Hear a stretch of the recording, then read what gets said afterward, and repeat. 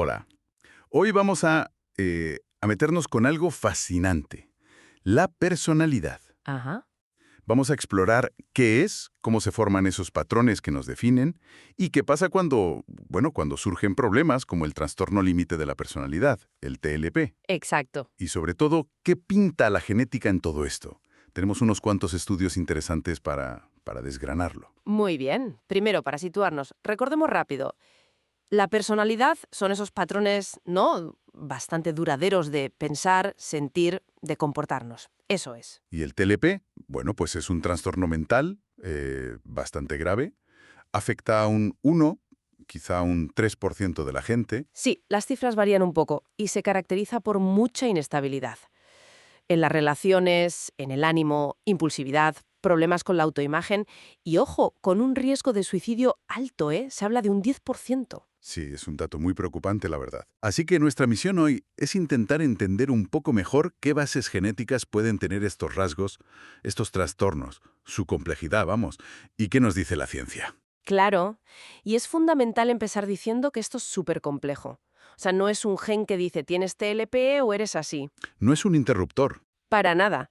Es una mezcla, una interacción constante entre nuestros genes y el ambiente, nuestras experiencias. Vale. Mira, los estudios con gemelos, por ejemplo, sugieren que la heredabilidad de los rasgos de personalidad, pues como ser más o menos extrovertido o más neurótico, ronda el 40%. Un 40%. No está mal. No, es considerable. Y para el TLP también se estima una heredabilidad importante. Lo que pasa es que saber qué genes concretos están implicados y cómo, eso ya es más difícil. Aún estamos en ello. Entendido. Entonces, ¿cómo se empezó a buscar esa base genética? Supongo que al principio irían a por los sospechosos habituales, ¿no? Algún gen estrella. Pues sí, así fue, se empezó con lo que llamamos genes candidatos.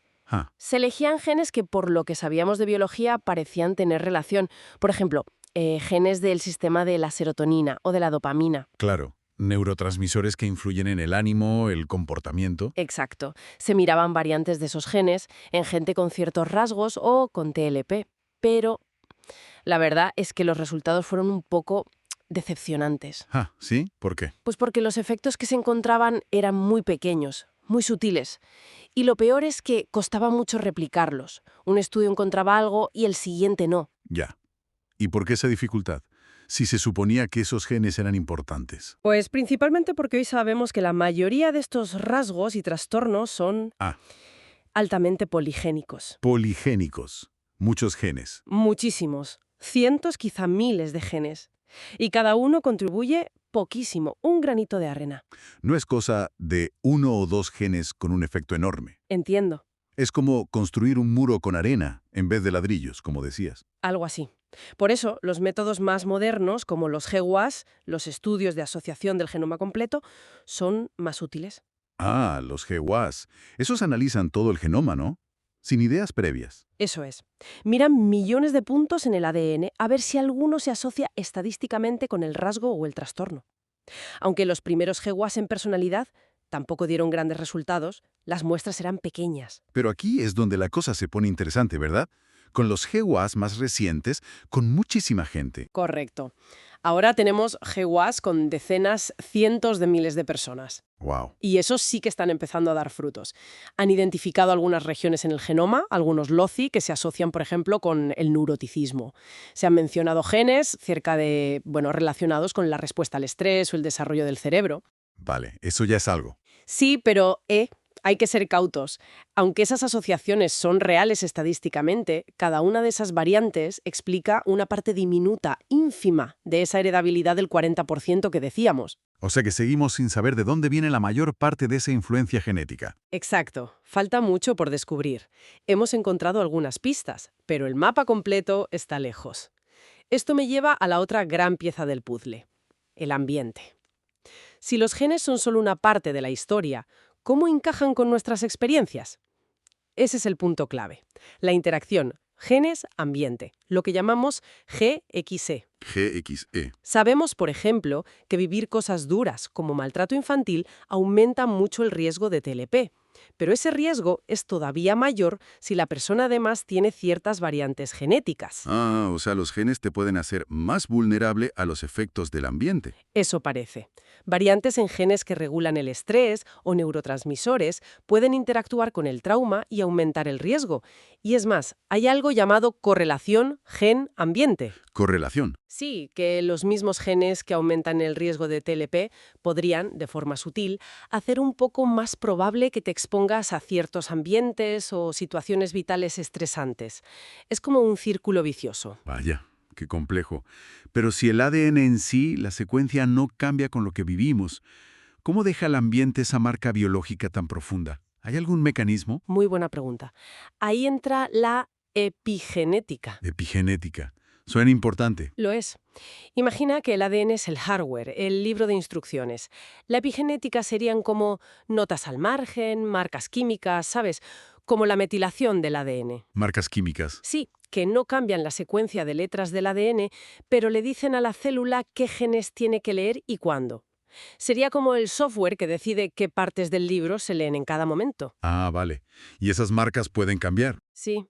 Y eso es lo interesante. El ambiente, sobre todo experiencias tempranas, como el estrés o el trauma, pueden influir en esos patrones epigenéticos. O sea, ¿el ambiente puede cambiar qué genes se encienden o se apagan? Exacto. Y se han encontrado diferencias en esas marcas epigenéticas, en la metilación, en personas con TLP. Es un campo muy activo. Pero, ¿eso se mide en el cerebro? Bueno, esa es la limitación. Normalmente lo medimos en la sangre. Y no sabemos seguro si eso refleja exactamente lo que pasa en el cerebro, que es donde importaría más. Pero es una pista muy prometedora. Vale, entonces, si juntamos todo, genes, ambiente, epigenética, ¿qué imagen se forma? Parece que hay una conexión muy fuerte entre los rasgos de personalidad, digamos normales, y el riesgo de tener un trastorno. Totalmente. Hay estudios muy potentes que usan métodos estadísticos para comparar los patrones genéticos de rasgos y trastornos a gran escala. ¿Y qué encuentran? Pues encuentran una correlación genética altísima, enorme, entre el neuroticismo, ese rasgo de personalidad normal de tender a emociones negativas, y el trastorno depresivo mayor. Algunos estudios la estiman entre el 64 y el 82%. ¡Qué barbaridad! O sea, genéticamente son casi lo mismo en gran parte. Sugiere que comparten muchas bases genéticas, que quizás no deberíamos verlos como cosas totalmente separadas, sino como, bueno, como extremos de un continuo biológico. Claro. Entender la genética de por qué unas personas son más neuróticas que otras podría darnos claves fundamentales sobre por qué algunas desarrollan depresión. Eso encaja mucho con ideas como el RDOC, ¿no? El enfoque este de entender los trastornos mentales como dimensiones, no como cajas separadas. Precisamente, verlos como extremos de funciones básicas del cerebro y la conducta. Y en TLP también se buscan los endofenotipos. Endofenotipos, ¿qué son? Son como rasgos intermedios, más específicos y medibles. Cosas como la impulsividad, la inestabilidad emocional, problemas en funciones ejecutivas. Se cree que estos rasgos están más cerca de la biología alterada y podrían ser más fáciles de ligar a los genes. Vale, más fáciles de estudiar genéticamente. Eso es. Bueno, pues para ir resumiendo, podríamos decir que la personalidad y también trastornos complejos como el TLP tienen una base genética clara, pero es una base muy repartida, poligénica, Muy distribuida, sí. y que esta base genética no actúa sola, sino que baila constantemente con el ambiente. Y la epigenética podría ser la forma en que ese baile deja marcas duraderas. Exacto. Y los estudios gigantescos, los WAS, están siendo clave para empezar a dibujar este mapa tan complejo. Así es. Y si tuviera que añadir una reflexión final, es que, aunque hemos avanzado mucho y hemos encontrado algunas variantes genéticas, Ajá. la verdad es que la mayor parte de esa heredabilidad que vemos en los estudios de gemelos sigue sin explicación. Es lo que llamamos la heredabilidad perdida. Todavía hay mucho misterio. Muchísimo. Para seguir avanzando necesitamos muestras aún más grandes, estudios que sigan a la gente a lo largo del tiempo, explorar variantes genéticas raras que quizás tengan más impacto y sobre todo entender mejor qué significan esos cambios epigenéticos que medimos en sangre para el cerebro. Claro, conectar la periferia con el centro. Exacto. Y la gran pregunta que queda en el aire es, ¿será el estudio de los rasgos de personalidad normales La llave que necesitamos para entender de verdad las raíces biológicas de la psicopatología. Y quizá para diseñar mejores tratamientos en el futuro, más personalizados. Ojalá. Ese es el objetivo final. Hola. Hoy vamos a meternos con